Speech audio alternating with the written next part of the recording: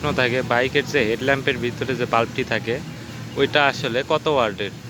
তো এই যে এটা আমার পালসার 150-র হেডলাইটের বাল্ব, এটা হচ্ছে 35/35 ওয়াটের।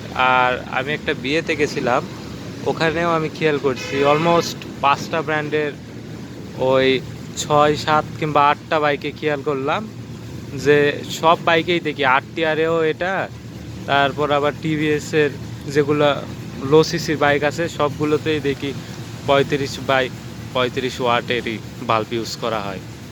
তো আশা করি সবগুলো বাইকেই, কারণ আমি একাধিক বাইক খেয়াল করছি, তারপর ওই আপনার সব প্লাটিনাত খেয়াল করলাম, তারপর ডিসকভার আছে ডিসকভারে খেয়াল করলাম।